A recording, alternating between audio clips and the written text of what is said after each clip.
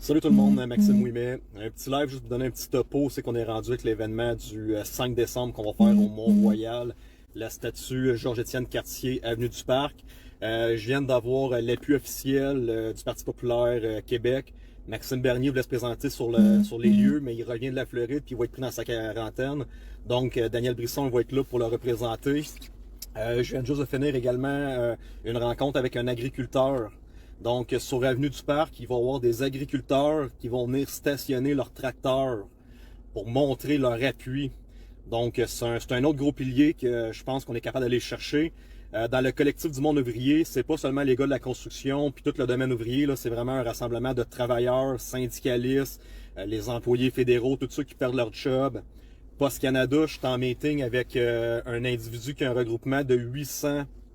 Ils ont un genre de collectif de Post Canada qui sont 800 membres dedans ça. 2 à 300 membres de ce collectif-là sont prêts à tomber en grève dès le 6 décembre. Donc, j'invite tout le monde à se présenter le 5 décembre, mais ça, c'est le spectacle ou c'est le happening pour déclencher la grève générale, le code rouge. Donc, c'est important, là, c'est pas un party ce dimanche-là, puis après ça, tout le monde retourne chez vous. Il y aura pas de recette magique le dimanche. C'est pas dimanche qu'on va faire tomber les mesures d'urgence. Ceux qui se présentent le dimanche, il y a du monde qui vont partir de cette île, il y a du monde qui part de la Côte-Nord. Ça va venir de partout au Québec, au Mont-Royal, le dimanche 5 décembre. Mais c'est pas ça là, que je veux. C'est pas le spectacle d'avoir la plus grosse foule. Je m'en fous d'avoir 100 000, 200 000, 300 000 personnes. Les gens qui se présentent là, c'est des gens, il faut que vous soyez game le lendemain de déclencher une grève générale dans votre travail. Il va falloir que vous fassiez des petits caucus dans vos milieux de travail, rassembler 10, 20 personnes qui pensent comme vous, puis de partir en congé de maladie, en férié, en n'importe quoi, partir en sans solde pendant plusieurs jours. Si vous embarquez pas dans le mouvement qui va suivre le lundi matin, de faire essayer de mettre du sable dans l'engrenage, venez pas dimanche, là. C'est pas un spectacle que je veux faire, là. C'est un code rouge. C'est les événements et les actions qui vont suivre après qui sont importants. Fait que là, on est en train de colliger du monde agricole à notre mouvement aussi. Je demande encore une fois aux frontliners qui se sont levés le 15 octobre passé de se revenir en uniforme. Hein, les professionnels de la santé, je l'ai fait pour vous le 15 octobre, on s'est levé. Là, vous n'avez pas perdu votre emploi. Ça va être important de vous représenter parce que votre emploi est toujours sa sonnette. Et là, ils s'en vont avec une 3e dose. Donc, toutes les doubles dosés, vous le savez que votre code QR vont être cancellés à partir du moment qu'ils vont décider de l'instaurer en janvier ou en février. Fait qu'à chaque fois, le gouvernement va vous arriver, il va dire t'as pas ton 3 doses, tu vas perdre ton emploi. T'as pas ton 4 doses, tu vas perdre ton emploi. Puis ainsi de suite. Il faut faire tomber ça. Le gouvernement, présentement, là, la CSN, la FTQ, la CSQ tombent toutes en grève. Tout le monde veut tomber en grève illimitée contre ce gouvernement-là. Mais il va falloir que les syndicats viennent s'allier à nous autres. Parce que le seul discours qui change entre moi qui dis que c'est un gouvernement totalitaire et dangereux pour notre démocratie ou nos droits de travailleurs, c'est l'histoire de la piquette. Les syndicats ils disent non, nous autres on est pro-vaccination, on veut pas toucher à ça parce que c'est un terrain glissant, mais ça fait partie du plan globaliste de mondialisation d'enlever nos droits à coup de loi spéciale. Ah, on va vous voler vos fonds de pension que vous cotisez depuis des années. Mais non, Carlis, vous pouvez pas faire ça, on a des conventions, parfait, loi spéciale. Les travailleurs de port, ils veulent bloquer le port, ils veulent empêcher de travailler.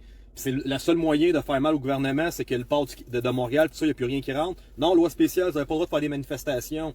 Le gouvernement menace à ce moment même les CPE de faire une loi spéciale pour les empêcher de manifester.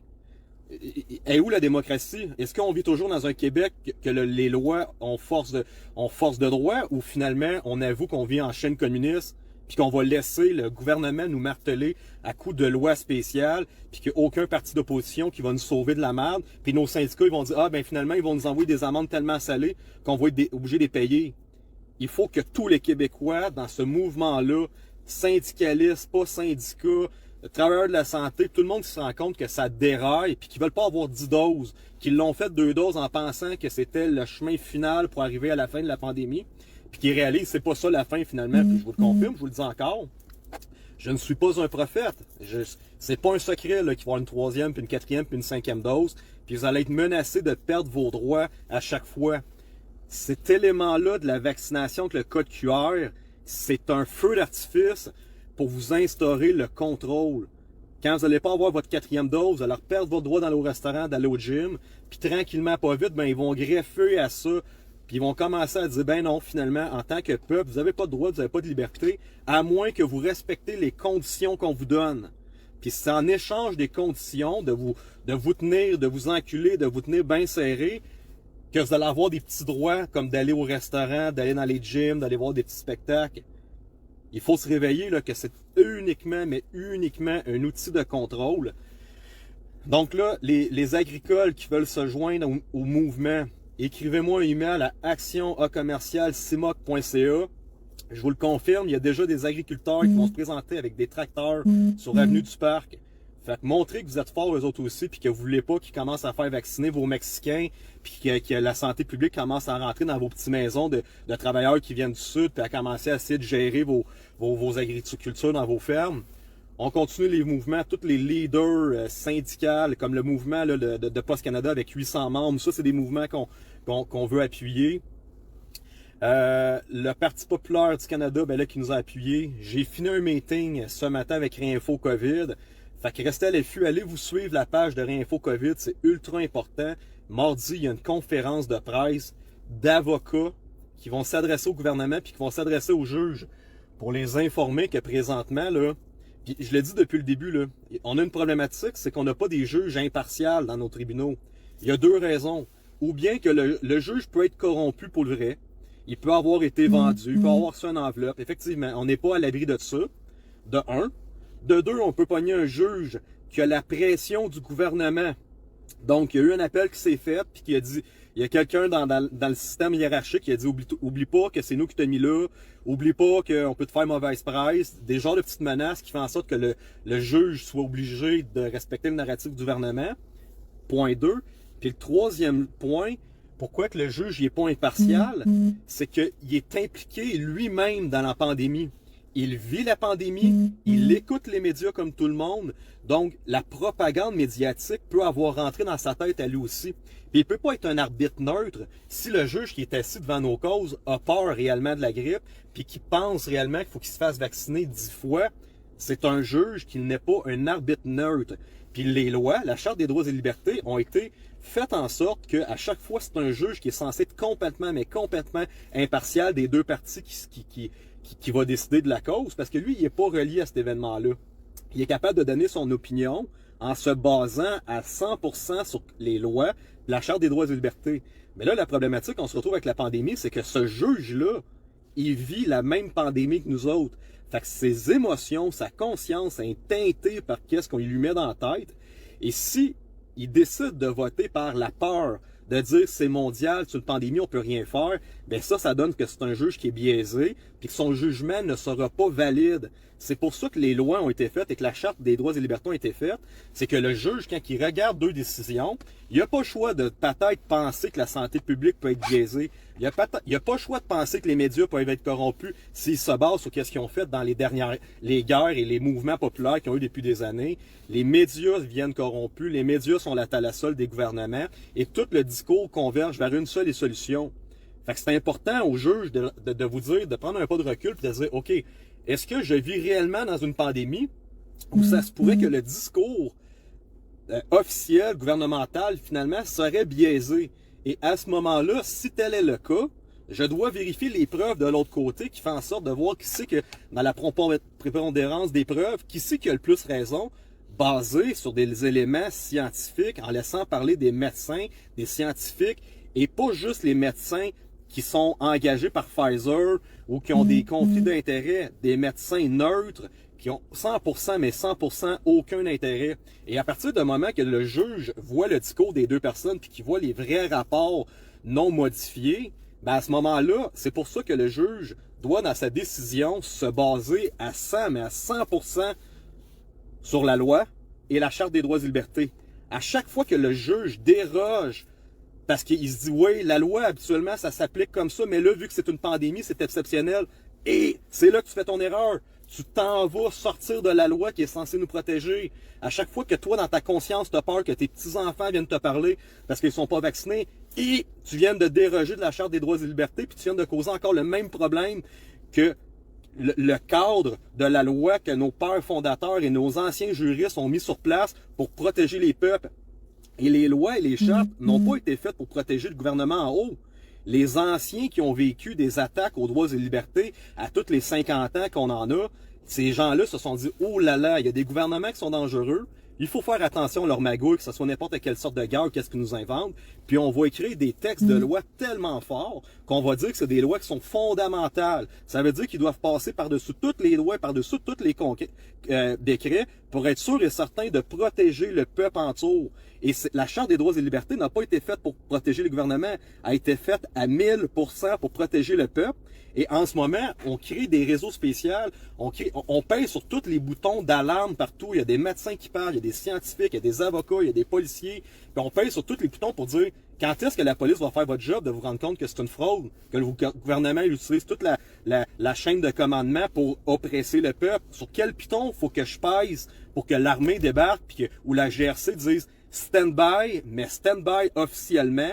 On va enquêter tout ce qui se passe depuis les 2 dernières années avant de continuer dans le narratif qu'on se fasse voter par décret depuis 500, 1000 millions de fois, des décrets par-dessus des décrets. Fait que, restez à l'affût. Les agricoles qui voulaient vous joindre au mouvement, c'est très important.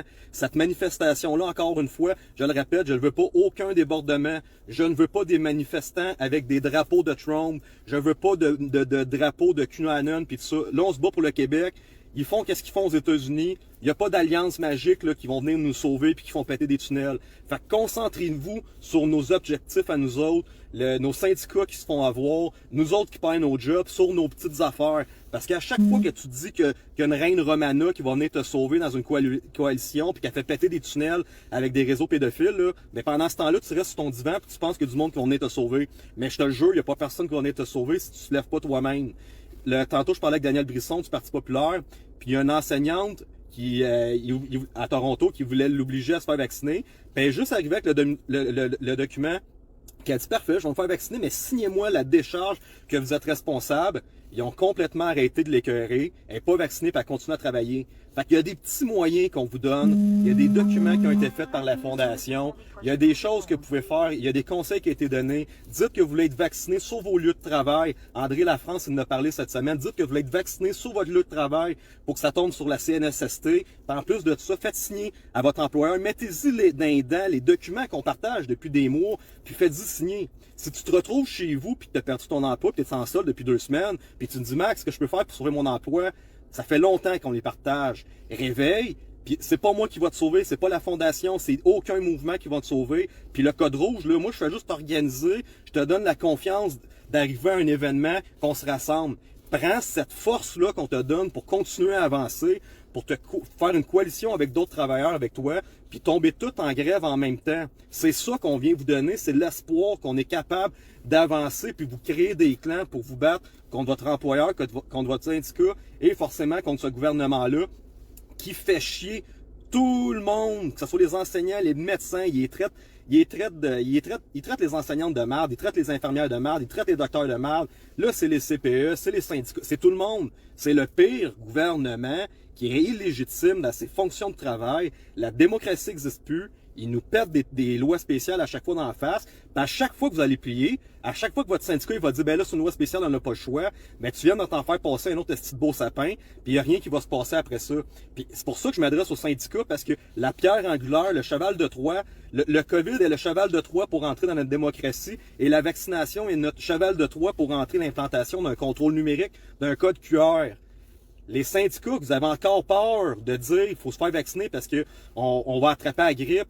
Le scénario, je le répète, ça c'est super important. Double vacciné, tu attrapes le COVID, tu donnes la grippe, puis ta charge virale est identique. Fait qu'il faut vraiment, mais vraiment que le code QR tombe. Et tant ou aussi longtemps que les syndicats ne feront pas tomber le cheval de Troie, qui est la stigmatisation de la vaccination avec un code QR qui peut faire popper les jobs de tout le monde, puis que tout le monde peut perdre leur emploi, pour un hostie d'affaires que scientifiquement n'est pas prouvé et que c'est même pas vrai. Puis si vos syndicats se battent pas pour ça, c'est qu'ils n'ont pas compris l'enchaînement de toute la machine de qu'est-ce qui nous encule vers un totalitarisme complet. Fait que si tu te bats juste pour avoir 2 piastres de l'heure de plus, t'as pas compris que c'est un gouvernement qui gouverne par décret. Si tu parles juste de ton augmentation de salaire, tu n'as pas compris que c'est un gouvernement qui va te péter une loi spéciale quand tu vas vouloir aller manifester. Si tu manifestes juste pour ton bout de ton 2 piastres de l'heure de plus, tu n'as pas compris que la vaccination fait partie de tout l'engagement qu'un gouvernement met pour devenir totalitaire et te montrer que tu es juste du bétail, que tu ne sers à rien, puis qu'on va te coller dehors n'importe quand dès que tu vas chialer. C'est important que tous les travailleurs se réveillent et que se rendent compte que ça arrive là. Parce que je vous le jure, les doubles dosés, c'est votre 3e dose qui s'en vient, la 4e dose et les codes QR vont être désactivés et vous allez être pris, mais pris sans arrêt. L'état d'urgence n'est plus justifié. Même si on commençait à nous parler du variant sud-africain, ils vont essayer de nous scraper Noël avec une 5e vague qui n'existeront pas. Les médias vont embarquer là-dedans. C'est important que vous vous réveillez, que vous renseignez sur des réseaux alternatifs comme qu'on a pour vous donner les bonnes informations. Je ne parle plus de piquettes dans mes Facebook parce que je vais me faire bannir, mais suivez tous nos groupes Telegram parce qu'on partage l'information. À partir du moment que tu le sais, que c'est une fraude, puis que le narratif COVID ne tombera jamais, mais jamais, c'est prévu pour des années cette affaire-là. Là. Je vous le jure que si vous ne vous levez pas, il n'y a aucune solution. C'est ça où il n'y a rien qui va se passer. Là. Donc, je vous laisse là-dessus. Suivez les liens, c'est super important. Tous les leaders qui veulent se rejoindre au mouvement, allez-y, action@CIMOC.ca. Le monde agricole, on vous veut également. On va rentrer tout le monde là-dedans. Les frontliners, les policiers, je suis en contact avec Monty for Freedom, le rassemblement des policiers de la GRC. C'est réel, la lettre que la GRC ont écrite, c'est pas la GRC, mais c'est un collectif de policiers qui ont vu la patente comme nous, puis qui font comme non, on est des enquêteurs, puis on vous confirme qu'il y a une fraude à quelque part. Je ne sais pas ça prend quoi finalement, tu sais, quand tu es un collectif de policiers actifs, c'est quoi? Faut que tu te crées une unité tactique à l'intérieur de la police pour aller procéder à des arrestations, partir en enquête indépendante. Je ne sais plus sur quel piton rouge peser pour alarmer le peuple et alarmer la police de dire dégagez-vous des unités spéciales, faites des arrestations, puis partez des enquêtes, même si c'est pas le gouvernement qui le déclare. La GRC, la Sûreté du Québec, s'il y a des enquêteurs allumés là-dedans, là, faites des téléphones. Vous travaillez déjà ensemble contre le crime organisé, vous êtes en contact, vous avez déjà des réseaux intermunicipaux avec la Sûreté du Québec et tout ça. Lâchez-vous un coup de fil, puis rendez-vous compte qu'il y a quelque chose qui ne marche pas. Rendez-vous compte qu'il y a 7000 personnes âgées qui sont mortes de faim et non du COVID, euthanasiées par des médecins avec une trop grosse dose de médication, manque de nourriture, manque d'eau, barricadés dans leur chambre, comme dans une prison qu'on les a laissés mourir, dans un Québec de 2020, dans un Québec avancé, dans une société censée être évoluée. On n'est pas en Afrique ou au Zimbabwe. Là. Ça s'est passé au Québec. Il y a une enquête de coroner, il y a la protectrice du citoyen qui se met là-dedans. Moi, je dis que les policiers et les directeurs de police sont responsables de négligence criminelle parce que eux, ils auraient eu le pouvoir à l'interne de la Sûreté du Québec, du service de police de Montréal, du service de police de Laval, de détacher quelques lieutenants détectives ou de sergents détectives pour dire, avant que ça nous pète d'en face, puis qu'on a de l'air vraiment corrompu, puis vraiment incompétent, puis stupide dans qu'est-ce qu'on a fait, je vais demander à 2-3 enquêteurs, on the side, travailler secrètement le dossier du COVID et de faire sortir les preuves. Parce que ça, c'est la job des enquêteurs de faire ça. Puis il y a des policiers qui ont des grosses formations en Nicolette. C'est des personnes qui sont extrêmement compétentes. Ils sont bien formés dans leur travail. Mais il va falloir que tu te rendes compte qu'il y a une supercherie par-dessus ça. Il y a une fraude. La fraude est mondiale. La preuve, tu n'as, puis en tabarnak, plus que n'importe quoi, n'importe quel dossier que tu vas avoir vu dans ta vie, tu n'auras jamais eu autant de preuves que ça. Fait que là, c'est le temps que le SPVM, le service de police de Laval, de Longueuil, je vous cale drette là, pognez les petits enquêteurs, puis faites-les enquêter, parce que sinon, le peuple va venir poursuivre les services de police pour négligence criminelle. Vous êtes de la sécurité publique, c'est votre job, dans vos villes, de protéger vos citoyens puis de protéger les personnes aînées. Arrêtez d'attendre que le gouvernement vous donne le call-out de tout ce qu'il faut qu'il fasse. Là. Vous êtes responsable de vos citoyens, les taxes municipales, là, les citoyens de Laval, les citoyens de Montréal, c'est pas au gouvernement qui paye les taxes municipales, c'est ta ville. Fait que le service de police, le directeur de ta ville, là, dégage-toi une petite unité d'enquêteurs, puis commence à enquêter à l'interne. Puis quand vous allez commencer à avoir trouvé toutes vos preuves, là, ben faites-vous un collectif de policiers d'enquêteurs, puis dites « Oh, il y a anguille sur roche, qu'est-ce qui se passe? » Puis on va faire une sortie médiatique parce que ça peut pas continuer comme ça. Là, je vous le dis, hier, j'ai partagé une fille de 15 ans qui a tous les effets possibles du monde, effets secondaires. C'est dégueulasse sa vie. Si elle n'est pas capable de guérir cette fille-là, mentalement puis physiquement, elle ne file plus. Elle est en burn-out, elle a 15 ans. Ça va finir par quoi finalement? Elle va mourir des effets secondaires ou un jour elle va se suicider parce qu'elle est plus connectée avec son mental puis son physique. Puis là, mais c'est la tranche des enfants de 5 à 11 ans. Il y a des parents qui vont vivre ça. Peut-être pas toi, peut-être pas l'autre, peut-être pas ton voisin. Mais il y a des parents au Québec que ça va leur arriver. C'est sûr et certain. Fait que partagez ce live au maximum. Moi, c'est aux avocats que je parle, aux juges et aux policiers qui n'ont pas encore compris qu'il y a une supercherie, qu'il y a une fraude, qu'il y a de la corruption qui se passe. Il y a des gens de ce système gouvernemental-là qui doivent être arrêtés. Et pas juste enquêtés. Il y a une enquête qui doit être faite, puis il y a des gens qui doivent être arrêtés pour la plus haute corruption du pays qu'il y a jamais eu. Et continuez à nous écrire. Action commerciale simoc.ca, tous les gens, communauté autochtone, je le rappelle, j'ai quelque chose de spécial pour vous à cet événement-là. Fait que j'ai parlé avec quelqu'un que là, ils peuvent pas cette journée-là. Mais si vous êtes d'une communauté autochtone, j'aimerais ça vous faire prendre parole à mon événement. Donc partagez, puis je vous redonne des nouvelles. Salut, bye bye.